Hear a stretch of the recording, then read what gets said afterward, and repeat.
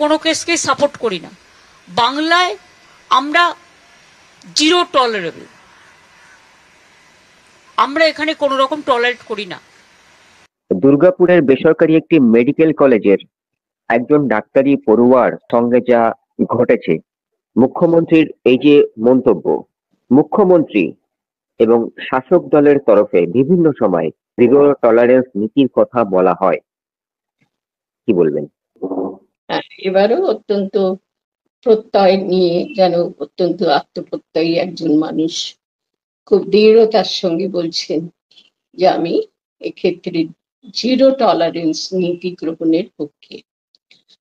আমরা অত ভালো ইংরেজি জানি না, জিরো টলারেন্স একটা কঠিন ইংরেজি শব্দবন্ধ, সাধারণ মানুষ তো সেই শব্দবন্ধের অর্থ বুঝবে না।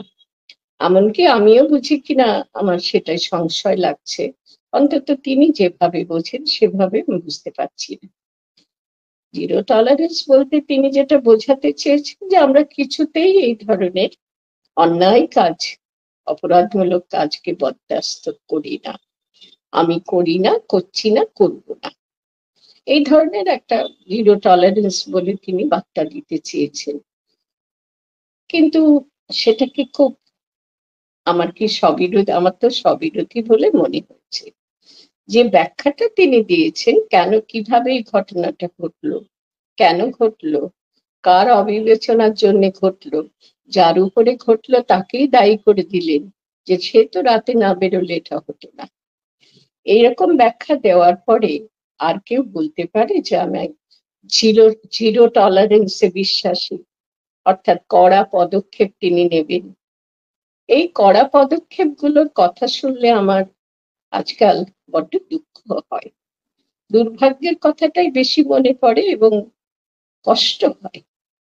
কেননা সত্যি সত্যি যদি জিরো টলারেন্স তিনি নিতেন, সেইটাতে বিশ্বাসী হতেন, তাহলে আগে থেকে এই ধরনের ঘটনা যাতে না ঘটে প্রতিরোধমূলক ব্যবস্থা নিতেন সর্বক্ষেত্রে, সরকারি বেসরকারি, গোটা রাজ্যটাই তার। শুধু সরকারি ক্ষেত্রে তিনি দায়বদ্ধতা নেবেন, সে তার উত্তর দেবেন, বেসরকারি ক্ষেত্রে দায়বদ্ধতা তার নেই, এটা একেবারেই সত্য নয়। গণতান্ত্রিক দেশে গোটা রাজ্যের ভার তার উপর।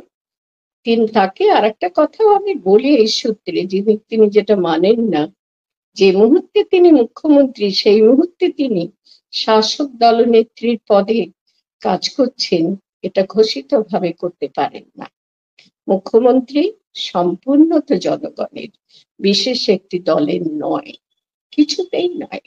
সংবিধান যদি ভালো করে পড়া যায় সেটা বোঝা যায়, গণতন্ত্র যদি ভালো করে সবাই বোঝে তাহলে সেটা জানা যায়।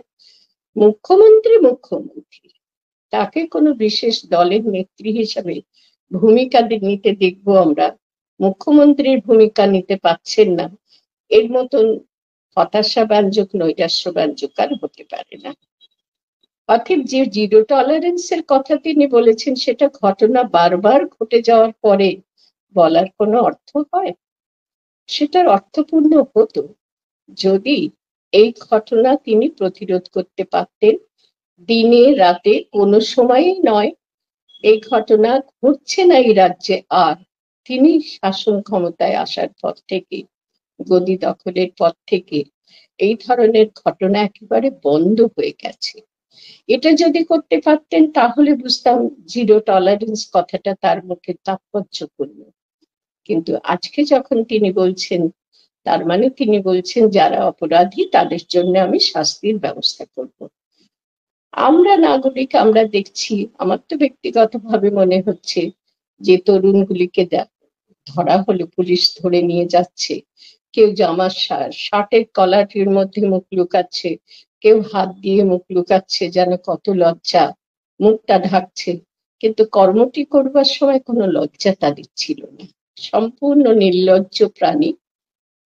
ইতর প্রাণীদের থেকেও ইতর প্রাণীদের ইতর বলতে আমার খারাপ লাগে যখন এইসব মনুষ্য জাতিকুলে এইসব প্রাণীদের দেখি। এদের যত লজ্জা যখন মানুষ এদের পুলিশ ধরে নিয়ে যাচ্ছে, তখন তার আগে নিজেদের কাছে নিজেদের বিবেকের প্রশ্নের উত্তর দিতে পারত না, সে শিক্ষা তাদের নেই। তো ফলে আমি একটা কথা বলবো, হয়তো অনেকেরই খারাপ লাগবে যদি আমি বলি, এই ছেলে যেগুলোকে ধরা হয়েছে সেগুলো অপরাধী নয়, আদতে হয়তো তারা অপরাধটা করেইনি।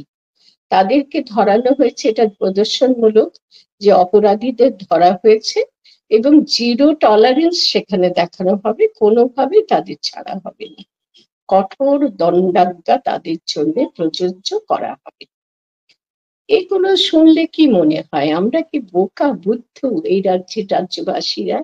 আমরা কি চাইবো না যে ঘটনা না ঘটুক, ঘটনা ঘটার পরে নিরন্তর ঘটে যাওয়ার পরে জিরো টলারেন্স এর কথা বলা হাস্যকর না?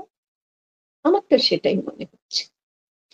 এই অপরাধ যাদেরকে ধরা হয়েছে তারা যে প্রকৃত অপরাধী, সেই বিশ্বাসটুকু কিন্তু আমাদের হারিয়ে গেছে।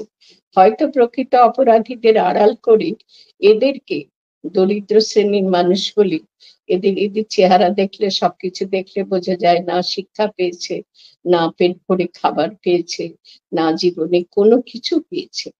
ফলে এদেরকে পয়সা দিয়ে পুলিশের হাতে ধরিয়ে এমন বলা হয়নি তো যে তোমাদেরকে সবকিছু আমরা দেব, পুলিশের হাতে ধরা দাও, ছেড়ে দেওয়ার ব্যবস্থাও ঠিক সময় মতো করব। আসল অপরাধীরা তারা কিন্তু কঠোর নিরাপত্তার মধ্যে রয়েছে। এই শব্দটা আমি হাসির খোরাক জোগানোর জন্য বললাম। কঠোর কঠোর নিরাপত্তা ব্যবস্থার মধ্যে আসল অপরাধীদের রেখে নকল অপরাধীদের পুলিশের হাতে তুলে দিয়ে কিছুদিন বাদে জিরো টলারেন্সের কি নমুনা আমরা দেখতে পাবো তা আমরা বুঝতেই পারছি। এটা বলেই আমি শেষ করছি আমার কথা।